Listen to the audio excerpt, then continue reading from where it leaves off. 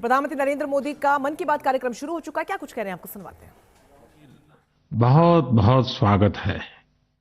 आज इस चर्चा को शुरू करते हुए मन मस्तिष्क में कितने ही भाव उमड़ रहे हैं। हमारा और आपका मन की बात का ये साथ अपने 99 पायदान पर आ पहुंचा है। आमतौर पर हम सुनते हैं कि 99 का फेर बहुत कठिन होता है।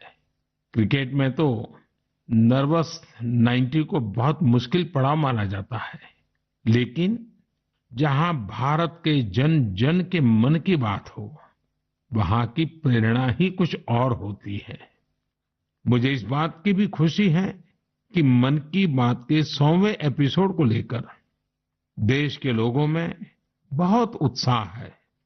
मुझे बहुत सारे संदेश मिल रहे हैं, फोन आ रहे हैं। आज जब हम आजादी का अमृतकाल मना रहे हैं, नए संकल्पों के साथ आगे बढ़ रहे हैं, तो 100वें मन की बात को लेकर आपके सुझावों और विचारों को जानने के लिए मैं भी बहुत उत्सुक हूं। मुझे आपके ऐसे सुझावों का बेसब्री से इंतजार है। वैसे तो इंतजार हमेशा होता है, लेकिन इस बार इंतजार ज्यादा है। आपके ये सुझाव और विचार ही 30 अप्रैल को होने वाले 100वें मन की बात को और यादगार बनाएंगे। मेरे प्यारे देशवासियों, मन की बात में हमने ऐसे हजारों लोगों की चर्चा की है जो दूसरों की सेवा के लिए अपना जीवन समर्पित कर देते हैं। कई लोग ऐसे होते हैं जो बेटियों की शिक्षा के लिए अपनी पूरी पेंशन लगा देते हैं। कोई अपने पूरे जीवन की कमाई पर्यावरण और जीव सेवा के लिए समर्पित कर देता है। हमारे देश में परमार्थ को इतना ऊपर रखा गया है कि दूसरों के सुख के लिए लोग अपना सर्वस्व दान देने में भी संकोच नहीं करते। इसलिए तो हमें बचपन से शिवी और दधीची जैसे देहदानियों की गाथाएं सुनाई जाती हैं। साथियों, आधुनिक मेडिकल साइंस के इस दौर में ऑर्गन डोनेशन किसी को जीवन देने का एक बहुत बड़ा माध्यम बन चुका है। कहते हैं, जब एक व्यक्ति मृत्यु के बाद अपना शरीर दान करता है तो उससे 8 से 9 लोगों को एक नया जीवन मिलने की संभावना बनती है। संतोष की बात है कि आज देश में ऑर्गन डोनेशन के प्रति जागरूकता भी बढ़ रही है। साल 2013 में हमारे देश में ऑर्गन डोनेशन के 5000 से भी कम केसेस थे, लेकिन 2022 में ये संख्या बढ़कर 15,000 से ज्यादा हो गई है। ऑर्गन डोनेशन करने वाले व्यक्तियों ने, उनके परिवार ने वाकई बहुत पुण्य का काम किया है। साथियों, मेरा बहुत समय से मन था कि मैं ऐसा पुण्य कार्य करने वाले लोगों के मन की बात जानूं और इसे देशवासियों के साथ भी शेयर करूं। इसलिए आज मन की बात में हमारे साथ एक प्यारी सी बिटिया, एक सुंदर गुड़िया के पिता और उनकी माताजी हमारे साथ जुड़ने जा रहे हैं। पिताजी का नाम है सुखबीर सिंह संधू जी और माताजी का नाम है सुप्रीत कौर जी। ये परिवार पंजाब के अमृतसर में रहते हैं।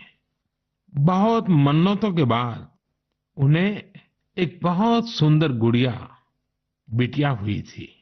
घर के लोगों ने बहुत प्यार से उसका नाम रखा था अबाबत कौर। अबाबत का अर्थ दूसरे की सेवा से जुड़ा है, दूसरों का कष्ट दूर करने से जुड़ा है। अबाबत जब सिर्फ 39 दिन की थी, तभी वो ये दुनिया छोड़कर चली गई। लेकिन सुखबीर सिंह सिंधु जी और उनकी पत्नी सुप्रीत कौर जी ने, उनके परिवार ने बहुत ही प्रेरणादायी फैसला लिया। ये फैसला था 39 दिन की उम्र वाली बेटी के अंगदान का, ऑर्गन डोनेशन का। हमारे साथ इस समय फोन लाइन पर सुखबीर सिंह और उनकी श्रीमती जी मौजूद है। आइए उनसे बात करते हैं। सुखबीर जी नमस्ते। नमस्ते माननीय प्रधानमंत्री जी, सत श्री अकाल। सत श्री अकाल जी, सत श्री अकाल जी। सुखबीर जी, मैं आज मन की बात के संबंध में सोच रहा था तो मुझे लगा कि अबाबत की बात इतनी प्रेरक है, वो आप ही के मुंह से सुनूं, क्योंकि घर में बेटी का जन्म जब होता है तो अनेक सपने, अनेक खुशियां लेकर आता है। लेकिन बेटी इतनी जल्दी चली जाए, वो कष्ट कितना भयंकर होगा, उसका भी मैं अंदाज लगा सकता हूँ। जिस प्रकार से आपने फैसला लिया, तो मैं सारी बात जानना चाहता हूँ जी। सर, भगवान ने बहुत अच्छा बच्चा दिया था हमें। बहुत प्यारी गुड़िया हमारे घर में आई थी। उसके पैदा होते ही हमें पता चला कि उसके दिमाग में एक ऐसा नाड़ियों का गुच्छा बना हुआ है जिसकी वजह से उसके दिल का आकार बड़ा हो रहा है। तो हम हैरान हो गए कि बच्चे की सेहत इतनी अच्छी है, इतना खूबसूरत बच्चा है और इतनी बड़ी समस्या लेकर पैदा हुआ है। तो पहले 24 दिन तक तो बहुत ठीक रहा बच्चा, बिल्कुल नॉर्मल रहा। अचानक उसका दिल एकदम काम करना बंद हो गया। तो हम जल्दी से उसको हॉस्पिटल लेके गए। वहां डॉक्टरों ने उसको रिवाइव तो कर दिया, लेकिन समझने में टाइम लगा कि इसको क्या दिक्कत आई, इतनी बड़ी दिक्कत के छोटा सा बच्चा और अचानक दिल का दौरा पड़ गया। तो हम उसको इलाज के लिए पीजीआई चंडीगढ़ ले गए। वहां बड़ी बहादुरी से उस बच्चे ने इलाज के लिए संघर्ष किया, लेकिन बीमारी ऐसी थी कि उसका इलाज इतनी छोटी उम्र में संभव नहीं था। डॉक्टरों ने बहुत कोशिश की कि उसको रिवाइव करवाया जाए। अगर 6 महीने के आसपास बच्चा चला जाए तो उसका ऑपरेशन करने की सोची जा सकती थी, लेकिन भगवान को कुछ और मंजूर था। उन्होंने केवल 39 डेज की जब हुई तो डॉक्टर्स ने कहा कि इसको दोबारा दिल का दौरा पड़ा है, तब उम्मीद बहुत कम रह गई है। तो हम दोनों मियाँ बीवी रोते हुए इस निर्णय पे पहुंचे कि हमने देखा था उसको बहादुरी से जूझते हुए, बार बार ऐसे लग रहा था जैसे कि अब चला जाएगी, लेकिन फिर रिवाइव कर रही थी। तो हमें लगा कि इस बच्चे का यहाँ आने का कोई मकसद है। तो उन्होंने जब बिल्कुल ही जवाब दे दिया तो हम दोनों ने डिसाइड किया कि क्यों ना हम इस बच्चे के ऑर्गन डोनेट कर दें, शायद किसी और की जिंदगी में उजाला आ जाए। फिर हमने पीजीआई के जो एडमिनिस्ट्रेटिव ब्लॉक है उनमें संपर्क किया और उन्होंने हमें गाइड किया। इतने छोटे बच्चे के केवल किडनीज ही दी जा सकती हैं। परमात्मा ने हिम्मत दी, गुरु नानक साहब का फलसफा है, इसी सोच से हमने डिसीजन ले लिया जी। नहीं, गुरुओं ने जो शिक्षा दी है उसको आपने जी करके दिखाया जी। सुप्रीत जी हैं क्या, उनसे बात हो सकती है? जी सर। हेलो। सुप्रीत जी, मैं आपको प्रणाम करता हूँ। नमस्कार सर, नमस्कार सर। ये हमारे लिए बड़ी गर्व की बात है कि आप हमसे बात कर रहे हैं। आपने इतना बड़ा काम किया है और मैं मानता हूँ देश ये सारी बातें जब सुनेगा तो बहुत लोग किसी की जिंदगी बचाने के लिए आगे आएंगे। अबाबत का ये योगदान है, ये बहुत बड़ा है जी। सर, ये भी गुरु नानक पातशाह जी की शायद बख्शिश थी कि उन्होंने हिम्मत दी ऐसा डिसीजन लेने में। गुरुओं की कृपा के बिना तो कुछ हो ही नहीं सकता जी। बिल्कुल सर, बिल्कुल। सुखबीर जी, जब आप अस्पताल में होंगे और ये हिला देने वाला समाचार जब डॉक्टर ने आपको दिया, उसके बाद भी आपने स्वस्थ मन से, आपने और आपकी श्रीमती जी ने इतना बड़ा निर्णय किया। गुरुओं की सीख तो है ही है, आपके मन में इतना बड़ा उदार विचार, और सचमुच में अबाबत का जो अर्थ सामान्य भाषा में कहे तो मददगार होता है, ये काम कर दिया। ये उस पल को मैं सुनना चाहता हूँ जी। सर, एक्चुअली हमारे एक फैमिली फ्रेंड है प्रिया जी, उन्होंने अपने ऑर्गन डोनेट किए थे। उनसे भी हमें प्रेरणा मिली। तो उस समय तो हमें लगा कि शरीर जो है पंच तत्वों में विलीन हो जाएगा। जो कोई बिछड़ जाता है, चला जाता है, तो उसका शरीर को जला दिया जाता है या दबा दिया जाता है। लेकिन अगर उसके ऑर्गन किसी के काम आ जाए तो ये भले का ही काम है। और उस समय हमें और गर्व महसूस हुआ जब डॉक्टर्स ने ये बताया हमें कि आपकी बेटी इंडिया की यंगेस्ट डोनर बनी है जिसके ऑर्गन सक्सेसफुली ट्रांसप्लांट हुए। तो हमारा सर गर्व से ऊंचा हो गया कि जो नाम हम अपने पेरेंट्स का इस उम्र तक नहीं कर पाए, एक छोटा सा बच्चा आके इतने दिनों में हमारा नाम ऊंचा कर गया। और इससे और बड़ी बात है कि आज आपसे बात हो रही है इस विषय पे, हम प्राउड फील कर रहे हैं। सुखबीर जी, आज आपकी बेटी का सिर्फ एक अंग जीवित है ऐसा नहीं है। आपकी बेटी मानवता की अमर गाथा की अमर यात्री बन गई है। अपने शरीर के अंश के जरिए वो आज भी उपस्थित है। इस नेक कार्य के लिए मैं आपकी, आपकी श्रीमती जी की, आपके परिवार की सराहना करता हूं। Thank you sir. साथियों, ऑर्गन डोनेशन के लिए सबसे बड़ा जज्बा यही होता है कि जाते जाते भी किसी का भला हो जाए, किसी का जीवन बच जाए। जो लोग ऑर्गन डोनेशन का इंतजार करते हैं वो जानते हैं कि इंतजार का एक एक पल गुजरना कितना मुश्किल होता है। और ऐसे में जब कोई अंगदान या देहदान करने वाला मिल जाता है तो उसमें ईश्वर का स्वरूप ही नजर आता है। झारखंड की रहने वाली स्नेहलता चौधरी जी भी ऐसी ही थी, जिन्होंने ईश्वर बनकर दूसरों को जिंदगी दी। 63 वर्ष की स्नेहलता चौधरी जी अपना हार्ट, किडनी और लीवर दान करके गई। आज मन की बात में उनके बेटे भाई अभिजीत चौधरी जी हमारे साथ हैं। आइए उनसे सुनते हैं। अभिजीत जी नमस्कार। प्रणाम सर।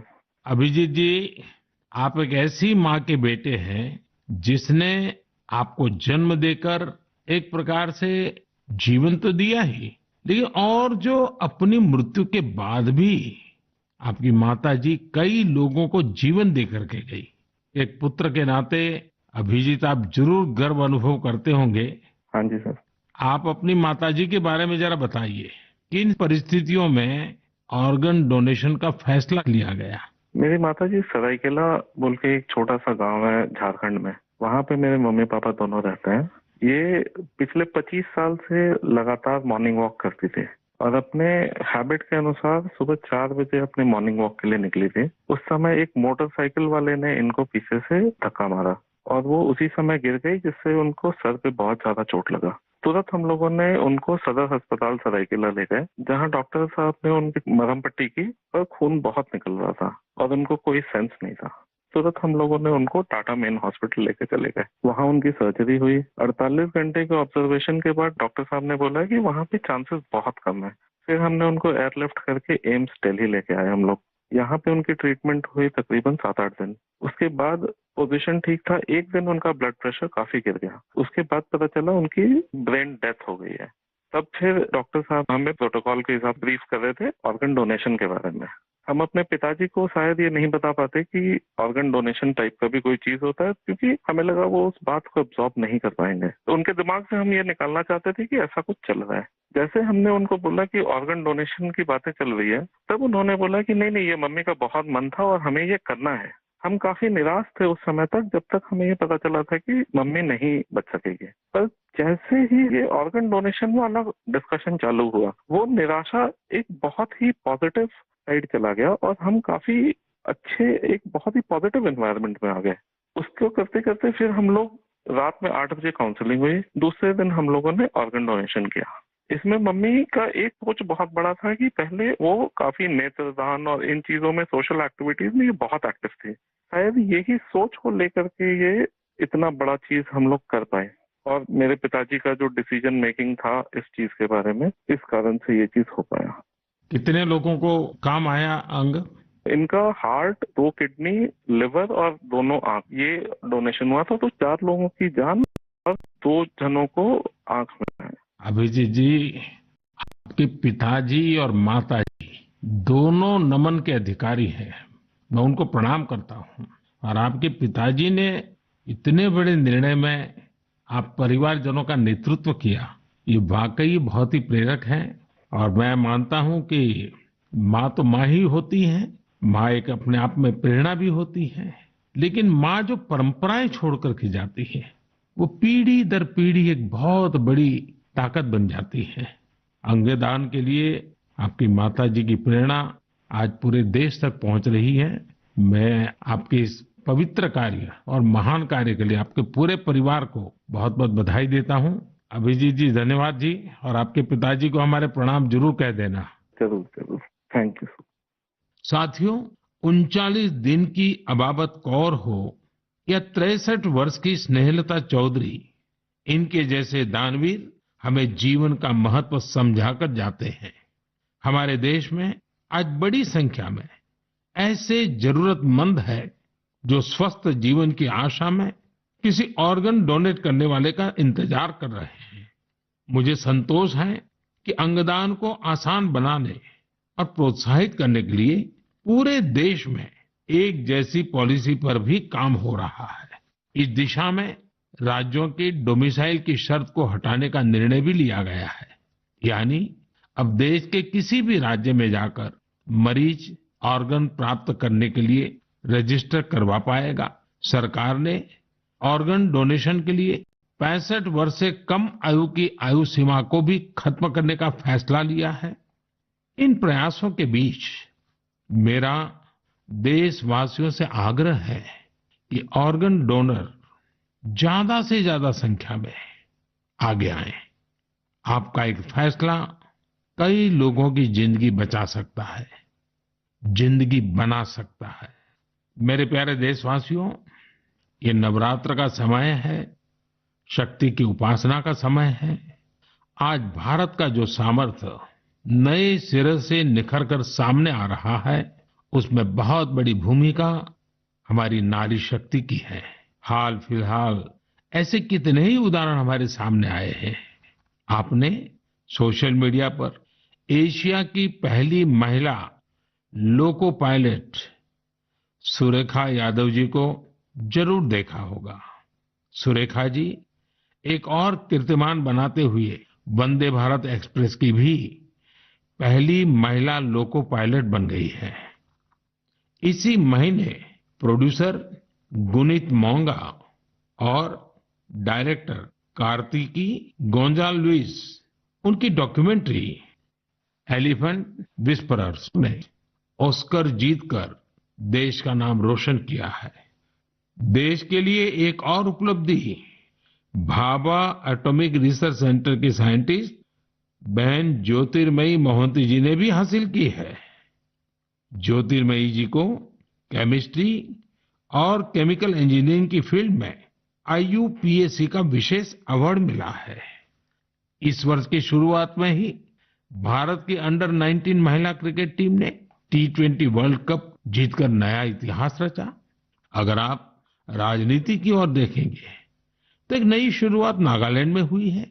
नागालैंड में 75 वर्षों में पहली बार 2 महिला विधायक जीतकर विधानसभा पहुंची हैं। इनमें से एक को नागालैंड सरकार में मंत्री भी बनाया गया है। यानी राज्य के लोगों को पहली बार एक महिला मंत्री भी मिली है। साथियों, कुछ दिनों पहले मेरी मुलाकात उन जाबाज बेटियों से भी हुई जो तुर्की में विनाशकारी भूकंप के बाद वहां के लोगों की मदद के लिए गई थी। ये सभी NDRF के दस्ते में शामिल थी। उनके साहस और कुशलता की पूरी दुनिया में तारीफ हो रही है।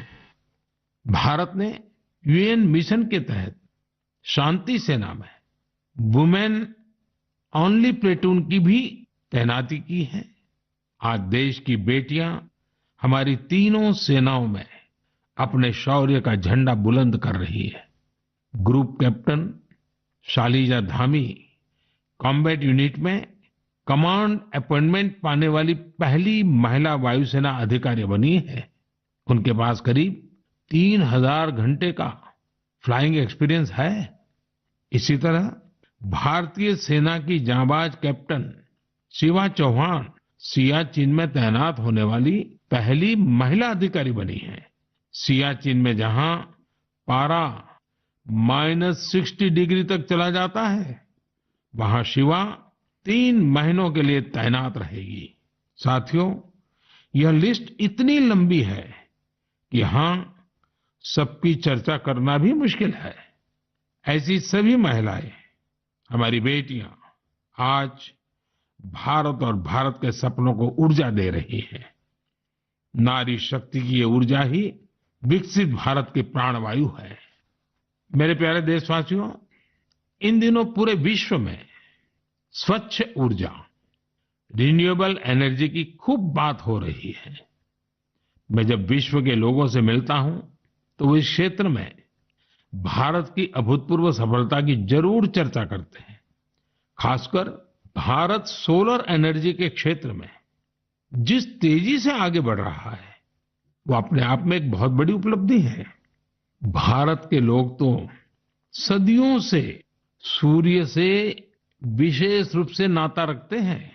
हमारे यहाँ सूर्य की शक्ति को लेकर जो वैज्ञानिक समझ रही है, सूर्य की उपासना की जो परंपराएं रही हैं, वो अन्य जगहों पर कम ही देखने को मिलते हैं। मुझे खुशी है कि आज हर देशवासी सौर ऊर्जा का महत्व भी समझ रहा है और क्लीन एनर्जी में अपना योगदान भी देना चाहता है। सबका प्रयास की यही स्पिरिट आज भारत के सोलर मिशन को आगे बढ़ा रही है। महाराष्ट्र के पुणे में ऐसे ही एक बेहतरीन प्रयास ने मेरा ध्यान अपनी ओर खींचा है। यहाँ एमएसआर ऑलिव हाउस सोसाइटी के लोगों ने तय किया कि वे सोसाइटी में पीने के पानी, लिफ्ट और लाइट जैसी सामूहिक उपयोग की चीजें अब सोलर जैसे ही चलाएंगे। इसके बाद सोसाइटी में सबने मिलकर सोलर पैनल लगवाए। आज इन सोलर पैनल से हर साल करीब 90,000 किलोवाट आवर बिजली पैदा हो रही है। इससे हर महीने लगभग 40,000 रुपए की बचत हो रही है। इस बचत का लाभ सोसाइटी के सभी लोगों को हो रहा है। साथियों, पुणे की तरह ही दमन दीव में जो दीव है, जो एक अलग जिला है, वहां के लोगों ने भी एक अद्भुत काम करके दिखाया है। आप जानते ही होंगे कि दीव सोमनाथ के पास है। दीव भारत का पहला ऐसा जिला बना है जो दिन के समय सभी जरूरतों के लिए 100% क्लीन एनर्जी का इस्तेमाल कर रहा है। दीव की इस सफलता का मंत्र भी सबका प्रयास ही है। कभी यहां बिजली उत्पादन के लिए संसाधनों की चुनौती थी। लोगों ने इस चुनौती के समाधान के लिए सोलर एनर्जी को चुना। यहां बंजर जमीन और कई बिल्डिंग्स पर सोलर पैनल्स लगाए गए। इन पैनल से दीव में दिन के समय जितनी बिजली जरूरत होती है उससे ज्यादा बिजली पैदा हो रही है। इस सोलर प्रोजेक्ट से बिजली खरीद पर खर्च होने वाले करीब 52 करोड़ रुपए भी बचे हैं। इससे पर्यावरण की भी बड़ी रक्षा हुई है। साथियों, पुणे और दीव उन्होंने जो कर दिखाया है, ऐसे प्रयास देश भर में कई और जगहों पर भी हो रहे हैं।